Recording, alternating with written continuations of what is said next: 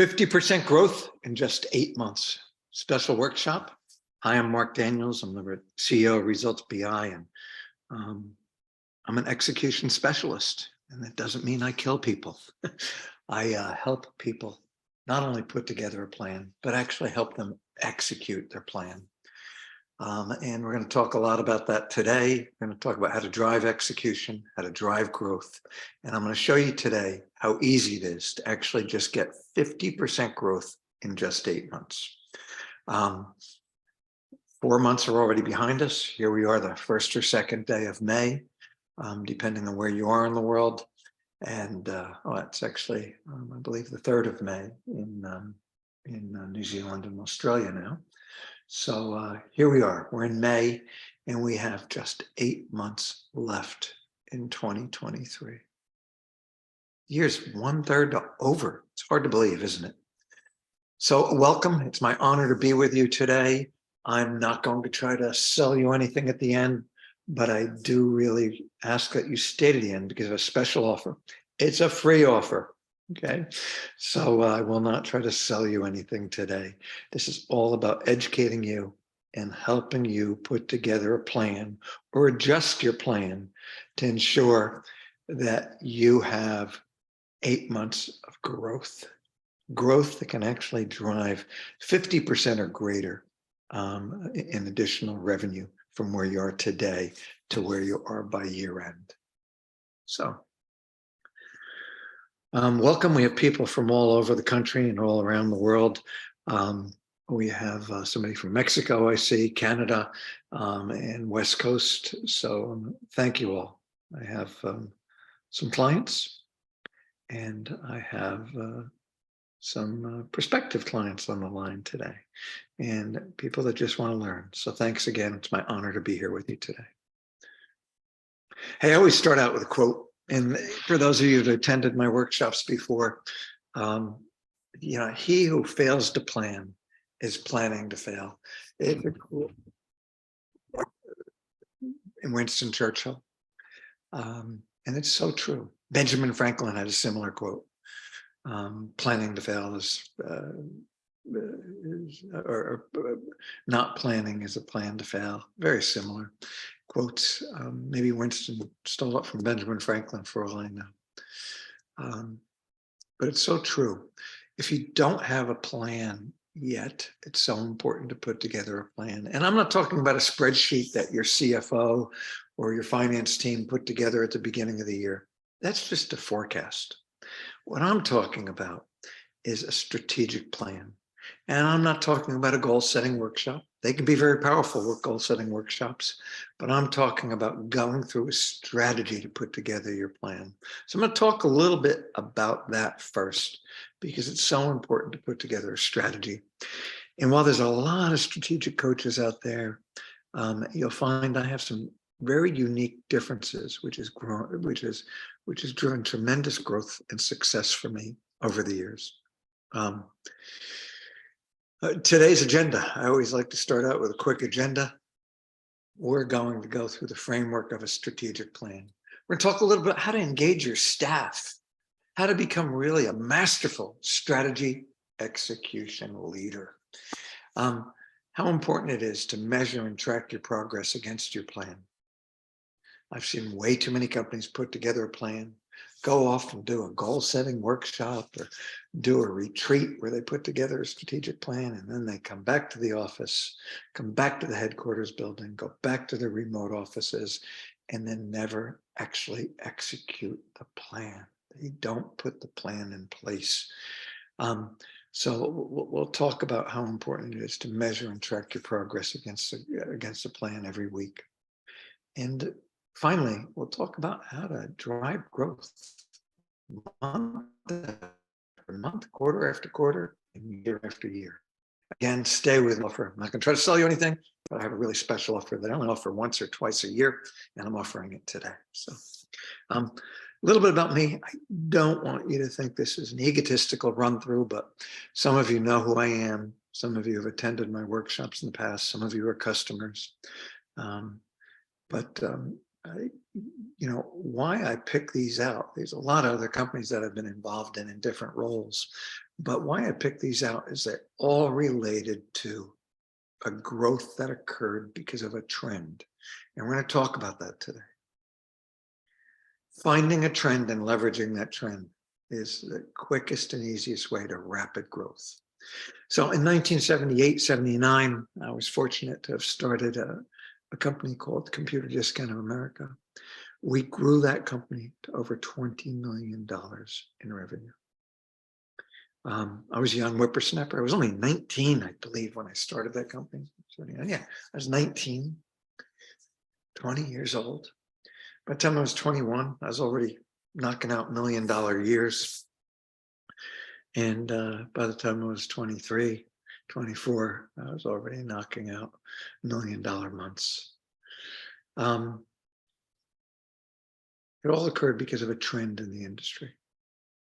The business really exploded when the internet started to come about. A lot of people don't think the internet started till after 1985, but my first e-commerce store was in 1985 as part of CompuServe's electronic mall. No pictures of the products you sold, just text. And in the morning when I came in, there'd be a pile of paper by the printer. Green bar paper, if you remember that. Sometimes you still see it at car rental counters. Green bar paper coming off of dot matrix printers. Remember those? And I'd come in every morning. I'd get in early, sit there with my cup of coffee. The printers still be going. Orders would be coming in. And there'd be a ream of paper, a stack of paper with orders ready to ship. Bill and then ship. We had to do the billing manually then. It was a little bit archaic back then, but we'd, process the credit card order or ship it COD, COD certified. So no PayPal back then. It was the Wild West. And I was one of the first computer companies that did mail order in the country. When I launched, there were only 2 or 3 other companies. One was a little company running out of a garage in Sunnyvale or Cupertino, California, called Apple. They were shipping the Apple One as a kit. Another one was the Heath kit. It was put together by a company called Heath. They used to do ham radios and CBs. And then there was Computer Discount of America. That we sold Radio Shack Model 1s, very popular computer at the time. In 1991, I launched Prepress Direct. Prepress Direct allowed a company to take something that was on their screen like I am now and print it directly to a plate. By 1994, we had really cornered that market, and we were the leading provider of what's called plate setters to the newspaper industry in the United States and Canada. Gannett, Thompson in Canada, the #1 provider of image setting equipment, because we took an entire step out of the press printing technology and went right from the computer screen right to what's called a plate setter. And then the plate setter automatically ran that plate through an acid bath, ran it through water, and then you'd pull that plate off and hang it directly on the press. Newspapers could be up and running and printing about an hour or 2 earlier than they used to be able to. They could hold the front page story to the last minute. Or change a plate midstream when developing news happened. We were really quite successful. 1999, I was the CEO of GameDealer.com. And again, it was another trend. Video games were exploding at that time. I recognized earlier it was going to be really challenging to sell video games. And I did a special report to the board of directors that said, even though this is an exploding trend, what's going to happen is all video games are going to be able to be downloaded. Kodak had already failed. Kodak was failing or already had failed. Eliminating slowly eliminating the need for traditional cameras and film. And I was right, unfortunately, for companies like Electronics Boutique. I sold it to Electronics Boutique, subsequently sold it GameDealer.com to GameStop. And today, if you type in www.gamedealer.com, it goes to GameStop. So that URL is still out there, but you have to put the 3 W's in front, www.gamedealer.com. But I recognize it's going to go the way of Blockbuster Video. And I pulled out, did a special presentation to the board of directors, and they were quite surprised. And I wanted to walk away from the business after 2 years of rapid success and rapid growth, but I saw what was going to happen. In 1994, I did a strategic plan for a company called Instrumentation Engineering. In 2001, they sold that company to Flextronics for $300 million. They went from nothing in the mid-90s, early to mid-90s, probably around 94, to selling that company for $300 million. Basically, another trend. The trend there was fiber optics. And then, well, most recently, I've been running results and teaching people and educating companies and helping companies like yours grow. But in 2003, I was one of the founders of a company called Diligent Board Member Services. And Diligent Board Member Services basically was another trend. Board of directors all around America at that point in time would receive these big, thick paper board packages prior to a meeting. And those board packages were not secure. They would be left on airplanes. They'd be misshipped. They would sometimes ship one to a director's vacation home. They'd ship one to his office and one to his residential home. This was really sensitive information. This was board packages that the board members would get prior to a board of directors meeting for public companies. I first was the chief operating officer of Diligent Board Books. After a few days, I said, you don't need an operations person right now. What you really need are sales. And I started to sell the product, and I became the EVP of sales.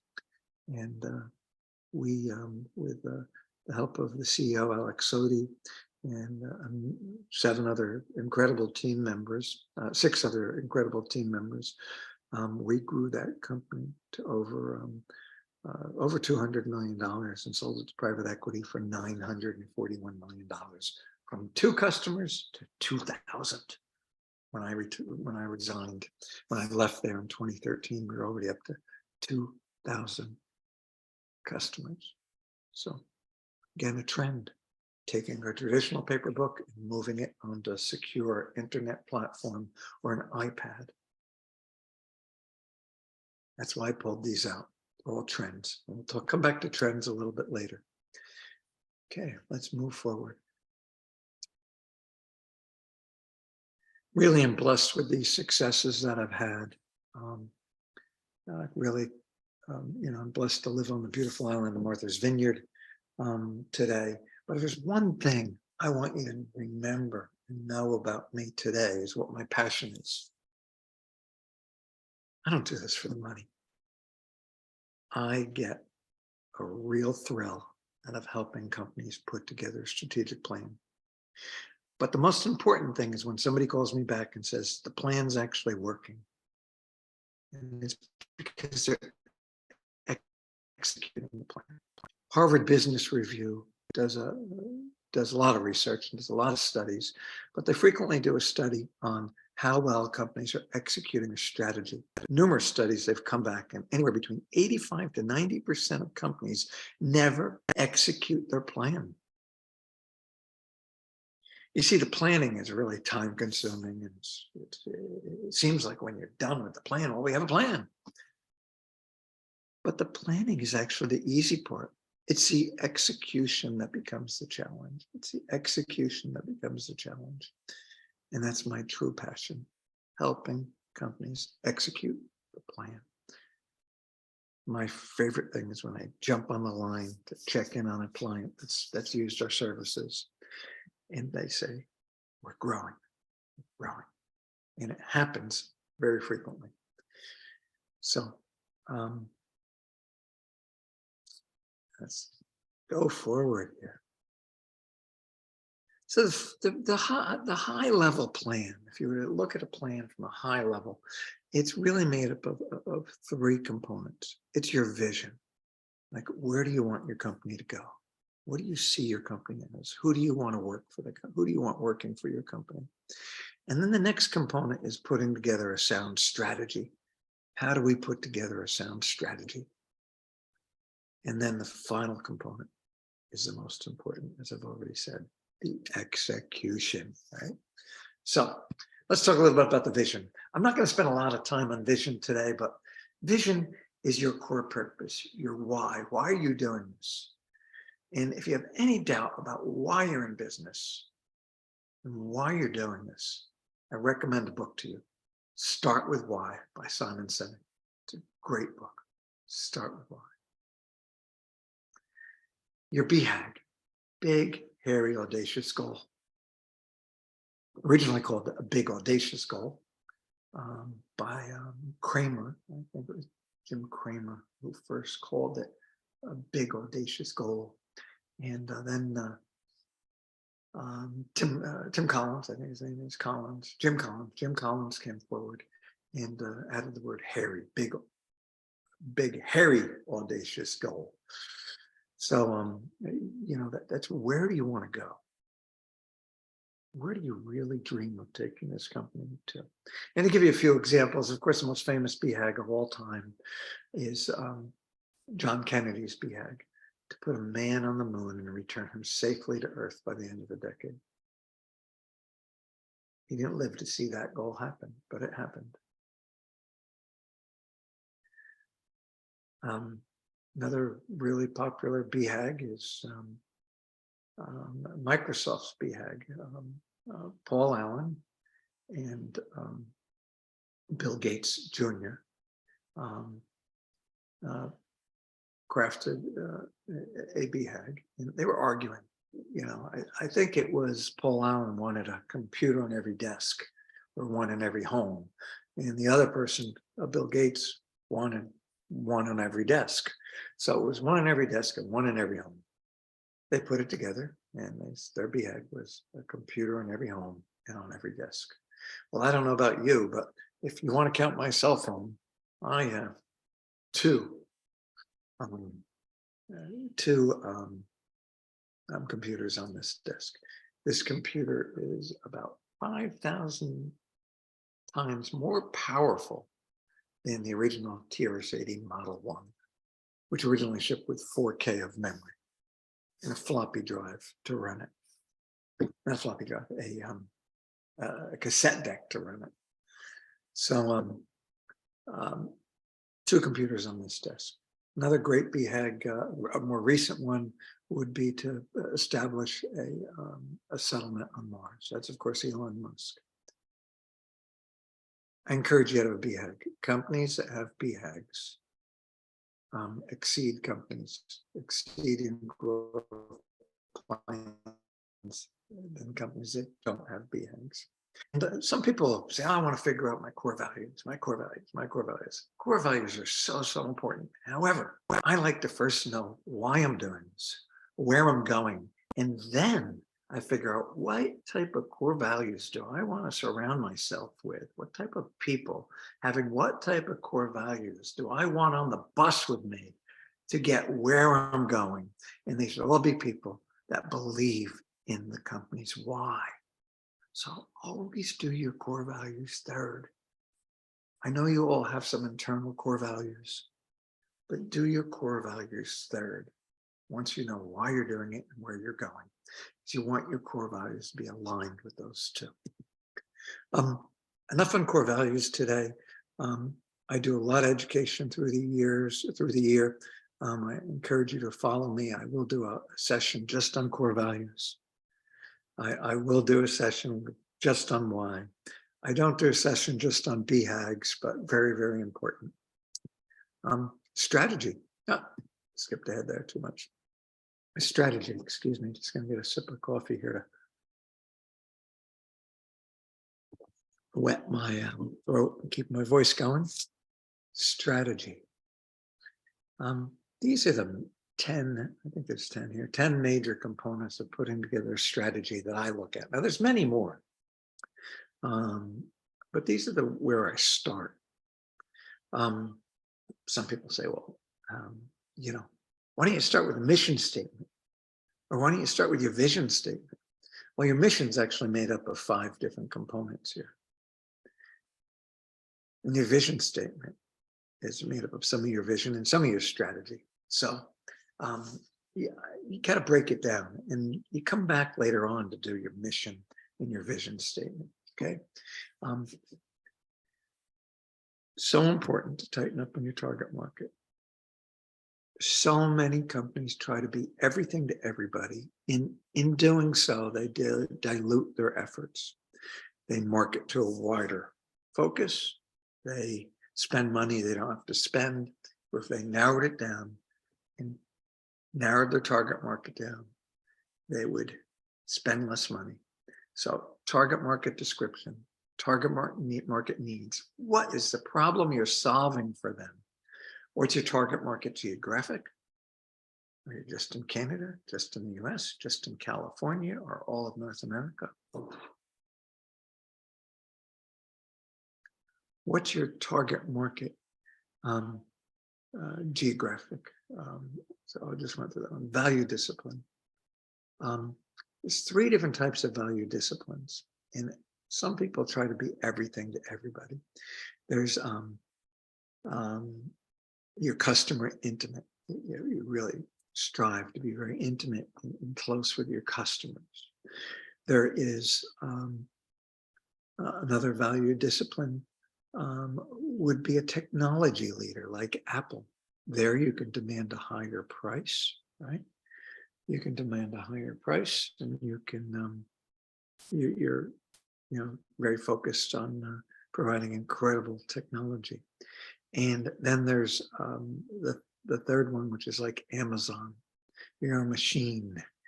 You ship fast. You offer a great price. That's sometimes questionable with Amazon these days, but you offer a great price, great value, and you ship thousands of boxes every day.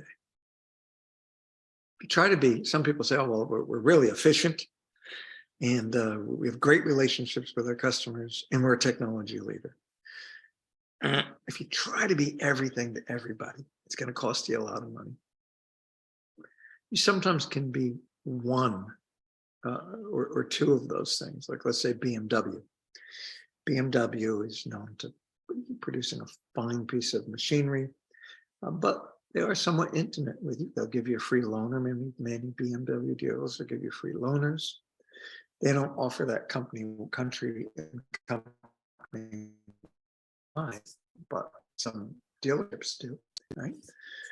They do that to get sales away from other BMW dealers, but BMW themselves don't say, oh, we're going to give you a free loaner for any service. They certainly are not, quickly able to ship different models and different configurations. So they are focused on building a quality piece of equipment, being a technology leader. When you try to do everything, your prices are going to go through the roof, because it's really hard to be good at all 3 of those and charge the right price, right? So you got to pick one value discipline. Sometimes as you mature, you can pick a second value discipline as a sub-discipline. Core activities and non-core activities. If you're struggling financially, core activities and non-core activities are so key to look at, because if you can look at your non-core activities and eliminate or curtail any of them, it really helps you cut costs. Strategic positioning. What is your positioning? And this is an inward facing statement that we write to really tighten up on exactly what our strategy is going to be. What are our key benefits? There's 3 types of key benefits, and unlike the other one, when I said there were 3 and you pick one, there's three benefits. One appeals to your rational part, your brain. And that's really important. The second one appeals to your heart, and that's the most powerful one, because appealing to your heart is clearly the most powerful one. And the other key benefit is actually the service that you're actually going to provide, the functional service that you're going to provide. So key benefit, I'm going to paint your house, scrape it, sand it, always 3 coats. That's what my functional benefits are. It's functional. My rational benefits are we have the best prices, or maybe we don't have the best prices, but because I sand and scrape and always give everything 3 coats, that paint job is going to last longer. That's going to appeal to my rational thinking part of my brain. My wife, on the other hand, and that sounds a little bit sexist, but my wife, on the other hand, is very attracted by the multiple colors that they offer, and also the fact that I'm not going to fall off of the ladder and kill myself. So that appeals to her emotions, right? Wow, it's safe. He's not going to go up there on the ladder. She doesn't care as much about maybe the money, and sorry to be judgmental on him, but is really in love with the selection of colors that she has, and the fact that the job is going to get done quickly and safely, because I'm a putzer. It would take me weeks to paint our house. So there you go. So what are your key benefits? Then your brand promise, be really powerful. Brand promises are really powerful. And then your long-term strategic moves. Prior to COVID, Amazon had already decided to build 80 additional distribution centers in America, or in North America, or globally, I forget what it is.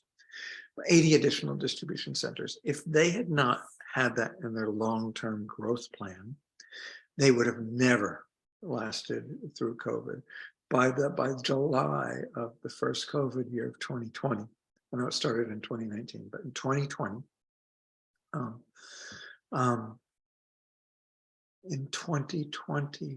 middle of the year, they had already opened up 42 of those distribution centers. And it was that extra bandwidth that they had, the extra supply, the supply capability that they had.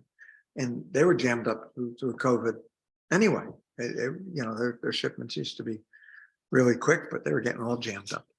So imagine if they hadn't been looking for the long-term strategic move. So once you put together your base strategy, I always like to circle back through about 3 months later and figure out what our long-term strategies are going to be.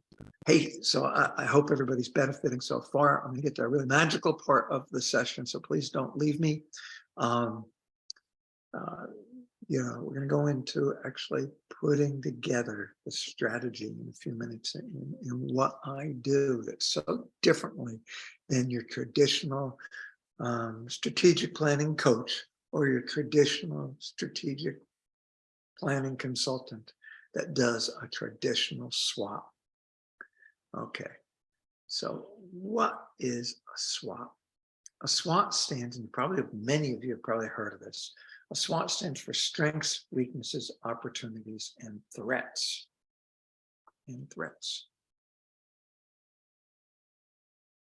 Threats. Nobody guesses their threats right. I wish we could guess our threats better. But in 2019, of the 8,000 companies that use the Results BI, our software, by the way, we have a great piece of software, little infomercial here, that helps you put together your strategy, and also allows you to, then gives you tools to help you execute your strategy. But again, I promised you I wasn't going to try to sell you anything today. But over 8,000 companies used our platform, and not one of them listed a global pandemic as a threat. Not one. Earlier this year, there was a terrible hurricane that hit, maybe it was last year, that hit Florida, Fort Myers area, and took out thousands of businesses. While it's in Hurricane Alley, nobody put that down as a threat, that the threat that their business is going to be totally wiped out, destroyed by, annihilated by a hurricane. Go back a year, a little more than a year ago now. Nobody said a threat to the world oil market is going to be that Russia is going to attack the Ukraine and cause turmoil in the world oil market. And then therefore cause rapid inflation because the price of gas going up so rapidly. That was the trigger mechanism for the inflation, by the way. The war was one of the biggest triggers for inflation because the gas prices went up. That hurt everything, hurt product pricing, hurt families, that hurt vacations, hurt so much, that those gas prices going up as high as they did. My point is that when I see people doing a strength analysis, strength, weaknesses, opportunities, and threats, nobody ever guesses their threats right. Threats that take out a business are typically something that is unseen. Now, I'm not saying to totally ignore threats. I will give you a new way of looking at when we go through a swaddle in a few minutes. That's what I've been using. Since the 80s, I've been using a strength, weakness, and trend analysis. Strength, weakness, and trends, not threats. If you can write a trend, you can grow your company so big to outlast any damn threat. So, execution components are going through a SWOT or swaddle analysis. From your SWOT or swaddle analysis, you pick a number of strategic projects to focus on for the next quarter. Yes, for the next quarter. Then you get together a dashboard of your key metrics, which includes your numerical targets. And also you put a dashboard together that's tracking your BHAG, your big, hairy, audacious goal. So let's talk about a swaddle 4 right now.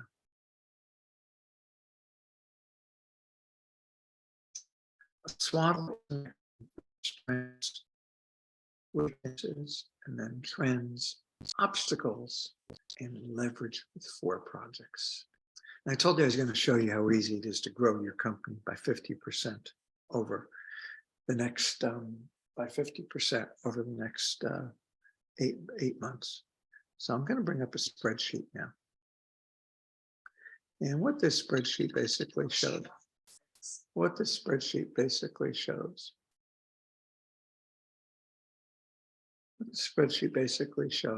is, apologize for that phone ringing. I forgot to silence it beforehand. Silence now.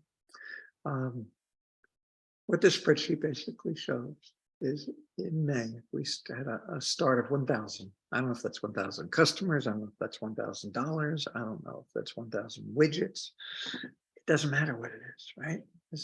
It could be, we could do this in reverse and work on improving gross margin, right? Whatever it might be. But this assumes a monthly increase of just 5.2%. So if you're doing 1,000 new clients a month now, and you can bring that to 105 too. And then the next month, you bring that to 1107. And then the next month, you bring that to 1164. And then the next month, 1125. So on and so forth. Look what we get to. 5% growth per month will make you a company that is performing 150% of what you're performing today. You might say, well, that's impossible. How can we do that? Put together a strategy to do that. And I'm going to jump back over to my presentation now. And jump back over here right to the Prezi presentation. By the way, Prezi presentation, I use Prezi because I love to be able to present to you and have you see me real time. while I'm doing the presentation. Hopefully that's not taking away from the presentation. Hopefully it's adding to it. But you've seen the growth spreadsheet. So let's talk a little bit about this 5.2%. Again, SWOT is an acronym for weaknesses and then trends and obstacles, and then we leverage it with 4 projects. So the most important aspect, remember I started out with that big ramble of the different companies I had run, or some of the companies I had run, some of the companies I'd done strategic planning for over the last 45 years. And what did I put at the end, everyone? Trend, trend, trend, trend. Trends are the magic sauce. They're the special sauce. They're what the Lone Ranger used to call the silver bullet. Silver bullet. It's the magical component to growing your company. Trends can be new offerings. They can be inflation fighters. I work with a health food chain up in Canada, and one of the things we came up with as we were working as inflation was going up, people stopped going into the health food store and buying as many vitamins and buying health food supplements because, yeah, they had to put the regular food on the table first for their children and for their family. And the vitamins and supplements were the second thought, right? So their sales were down, declining because of inflation. Their revenue was going down. What they did was they signed on a line of inflation-fighting private labeled vitamins that competed with the name brand line of vitamins and supplements, and put them at the end cap of every aisle in their vitamin store or their health food store or the health food boutique, whatever it was, the chain of stores, chain of affiliated stores. I think it's called Health First Canada is our actual name. And what happened? Well, the revenue leveled off, but their profit margins went up because they made more money on these inflation fighting vitamins. You see, most economists are predicting that we're in a minor recession right now.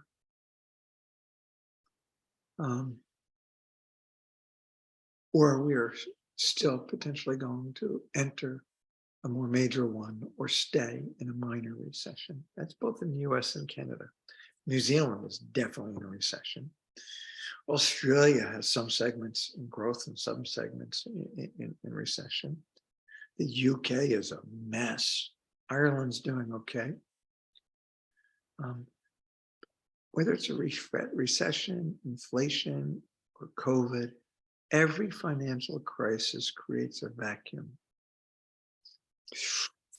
And in that vacuum, in that void created, are always new and unique opportunities. Now, I'm not saying it's easy, but every quarter you do a swaddle and you list some trends and you do your very best to identify trends that are going to help you grow that 5% that you're looking for.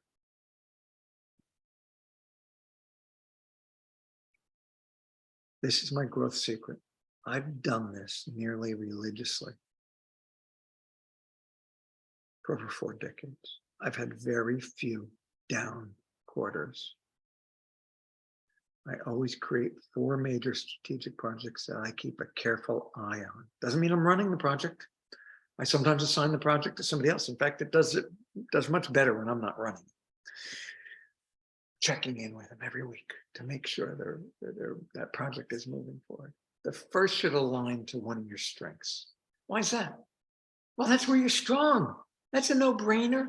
That's a sure bet. It's a sure bet. You're not putting money on a roulette table. You're not playing. A strength is going to be successful. It's like playing blackjack and you're dealt a king of hearts and an ace of hearts, right? Boom. you got blackjack. Unless the dealer pulls the same thing, you've won. The second strategic project should mitigate or eliminate a weakness that you've identified during your SWOT. Remember, SWOT stands for strengths. So we first put together a list of all our strengths. Then we put together a list of all our weaknesses. Maybe we're weak at social media. Maybe our website needs to be redone. So you list that weakness and you create a strategic project for that quarter, not for a year, for that quarter. The third project leverages a trend. And this is a little bit of a gamble. You have to figure out what's looking good in your industry segment, what's looking good in your marketplace, what's trending in your industry, what's trending in your industry publications, what's trending on TV, what's trending in the world. Find a trend and ride it. Now, you won't always guess the trend right, but it doesn't matter, because you're going to pick a new trend every quarter. The only time you pick the same trend is when that trend is driving explosive growth. So for here, I'm going to do a little example, okay? And I like keeping people awake. So wake up. So I'm looking for a trend, but I'm actually a surfer. I'm on a wave. I'm looking back over my shoulder, looking for a good wave to ride in. I want to ride a good wave in the shore. And I see a big wave coming on. Jump up.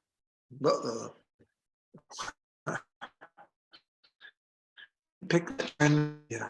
No idea. I didn't paddle back out a little bit, sitting there, waiting for that wave. I see it coming. It's a big one. I ride it in and boom, all the way to shore. When you do this 4 times a year, one of these times you're going to get that trend right. And when you get that trend right, it's going to drive explosive growth. Been my growth secret. Not so much a secret because I've shared it with you and shared it with thousands of people. But when you pick a new trend every quarter, you eventually will stumble onto one of those trends or identify a trend that's going to drive rapid growth. So SWOT 4, what's the O stand for? I want you to create an obstacle project. Now, this obstacle project sometimes doesn't just last a quarter. Could be a major obstacle. Maybe it's funding and you have to go out and do an IPO, and that could take 6 months to a year to 2 years to 5 years. Who knows? So an obstacle project, but the obstacle is the way. Create a project that'll get you around a major obstacle you face, or goes straight through the obstacle and blows that obstacle away. The obstacle is the way. So this is not a threat. This is an obstacle that you face. What's the biggest obstacle your business faces today? For many businesses, it's funding. Whatever that biggest obstacle is what you want to create a project for. And again, this project could be a quarterly project, 6-month project, 1-year project. Most likely not a long-term project like a 2 or 3, but it certainly could be an obstacle project that you identify and say, we are going to push through this. Okay. Understand? A SWOT 4.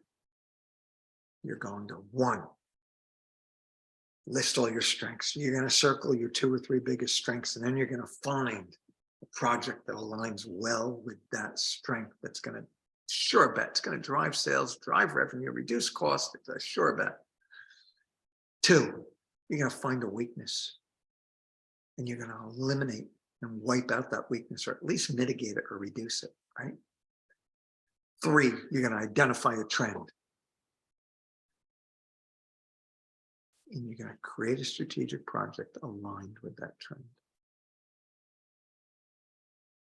And 4, what's the biggest challenge you face? What's the obstacle?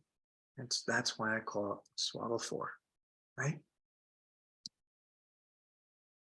swaddle 4, strength, weaknesses, trends,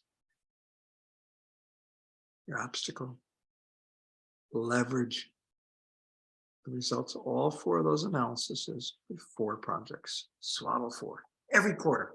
Now, I'm not saying that your company doesn't have more projects than that going on, but you as an executive can't manage 200, 300, 100, or 50, or even 20 projects, or even 10 projects. I want you to focus in on these 4 projects, 4 projects every quarter. Hey, we're coming down to the end of the hour here. I'm going to move a little bit faster here. So many companies come back from doing a strategic plan. By the way, you do a strategic plan with your 4 or 5 or 6, 7. I really don't like when it gets much above 8 of your key executives. When you have 3 or 4, your channels of communications are 3 or 4 channels, right? When you have 8, just sometimes can create a lot of noise. When you go 12, it's out of control. I did a strategic planning project in Kennebunkport, Maine once, where the CEO, I was the head of a division there, and the CEO brought in 40 people. It was crazy. Great time, good food, good drink, and we came back with a project. But at that company, nobody did this, shared it with their team when they got back. Phase 1 should be, once you have a strategy in place, you need to communicate it to your team. Get everybody excited. Hey, I have a plan. We have a great plan for this company, and this is what we plan to do over the next quarter. We want everybody to be part of it. And, everybody should be really excited that the company has a plan. The next component, it just really to create excitement and awareness throughout the company. Every quarter you do that. There's a friend of mine, Ken Carroll, who actually would at the end of every quarter have a party. Well, in the summertime, he'd bring in a keg of beer and put it in the back of the building. They'd celebrate their success, and talk about what was up for the next quarter. Christmas time, we have a Christmas party. He'd get up, he'd thank everybody for the previous quarter, but then he'd tell them what was up for the next quarter.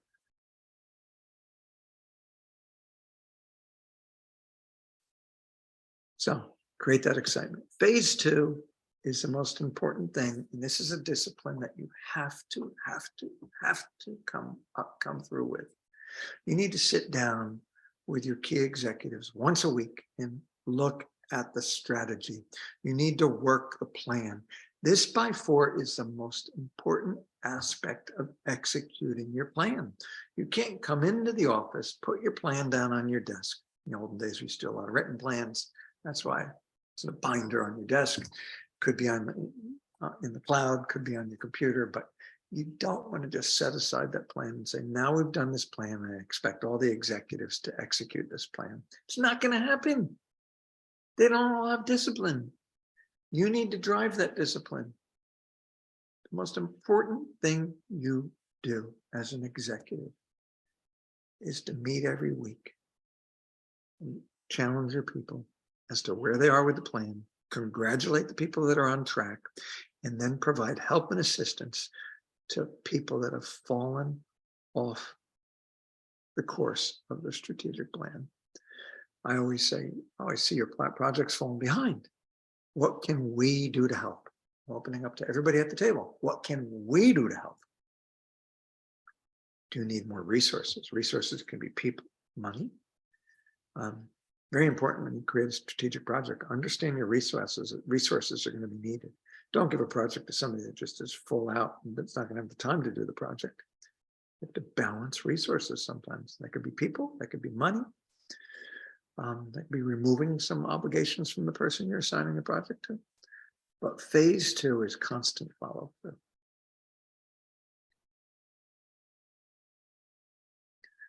Another thing you have to do is track your results. My first company, Computer Discount of America, outside of my office, I had a whiteboard. That was my dashboard. That was my dashboard. Dashboards are so important. You want a dashboard that's tracking your 4 strategic projects. It doesn't have to be some involved Microsoft project or Basecamp with all these boxes. The person leading the project might want to do that, but all you need to know is the project on track? And if it's off track, why is it off track? You don't need some big project thing. You're the CEO, you're the owner of the company, you're the president of the company, you're the chief operating officer. You just need a quick snapshot of what's wrong. If it's on, is it on track? Is it not on track? If it's not on track, what's wrong? Your KPI dashboards, key performance indicators. Make sure they're leading key performance indicators. In other words, key performance indicators are leading metrics, are KPIs that are going to drive the result you're looking for. So don't measure percentage or quota. Measure how many calls, how many demos have they booked, those demos, how many proposals went out. Of those proposals, what's the conversion rate? Those are all leading metrics. If you get all those numbers right, they will be at quota. And then you do need a separate dashboard for you personally that indicates numerical targets. How many days of cash left, what your accounts payable is, what your receivable is, what your inventory aging over 30 days is, whatever those other numbers are, you need to have that visibility. Meetings, they should all include data. So, wow, that component shrunk. I don't know why it shrunk. But basically what that says is integrated meetings in the results software. Again, a little infomercial, but you don't need our software to do this. Every meeting, people should come prepared. We call it integrated meetings because every meeting is integrated with a dashboard. And I know right away if a company's going to stay with the results software, because if they're going to stay with the results software, they're using the meeting software because that's where it all happens. If they're meeting once a week to look at their strategy, I know they're going to be a successful company. The odds have gone way, way, way, way up that they're going to be successful. So meet at least once a week for 1 hour to go through those 4 projects.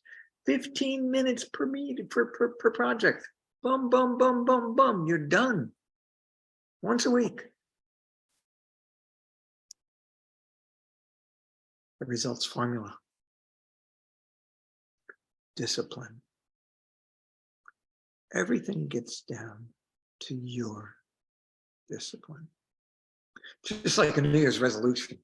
Many people will have a New Year's resolution. I'm going to lose some weight this year. I'm going to put a plan together. My first part of my plan is I'm going to order that Weight Watchers diet. I'm going to send it to my house every week, all the food that's going to help me lose weight. 2, I'm going to join the gym. I'm joining the gym. And every evening, I'm going to go for a walk with my wife. Well, before you know it, snowstorm comes and you don't go for that walk with your wife. You don't show up for the gym. And you go out to dinner and you stop eating the food that's being sent to your house. You see, the results formula is a formula for discipline, the formula of discipline. In week 1, you put together your plan. There's 13 weeks in a quarter. You put together your plan. That's your intention. Then you give that plan the attention it deserves for the next 12 weeks. Intention times attention to the 12th equals results. Put together that plan, meet every week, give the plan the attention it deserves, and your company will grow.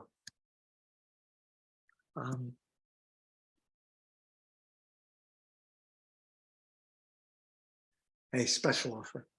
By the way, our BHAG is to help 200,000 companies assemble a strategic plan by 2027. We're on track to do so. We make strategy execution easy. I encourage you to go to Results BI, and if you're not already using the software, hop on. A 30-day free trial. Cancel at any time. It's very affordable. And I encourage you to sign up there. But my special offer today is not about our product. It's to roll up my sleeves and give you all the additional help that you might want to have. So I'm going to send you a link to this.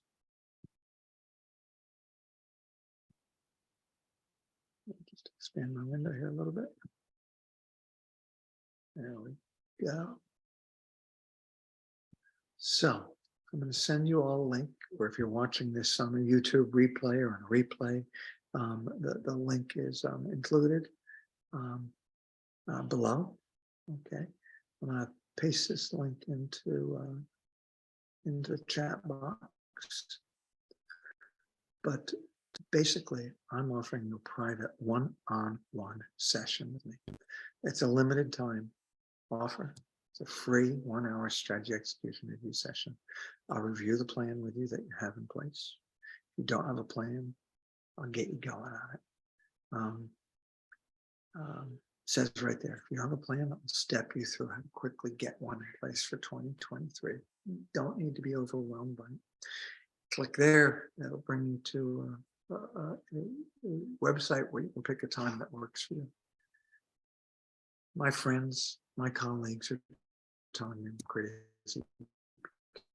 I usually charge $2,000 for a session like this. When I do it with a group session on site, I charge $10,000 for this. So this is really an incredible, incredible opportunity. It's free strategy execution review session. Hey, I want to thank you all for attending today. Encourage you to click on this link. I'll email you all this link as well. I'll also email you a recording of this workshop in case you want to play it for somebody else or some of your key members. It'll also be posted on our YouTube channel as well. So thank you all for attending. I hope you learned something today, and I wish you results. Thanks. Have a great rest of your day. Bye-bye.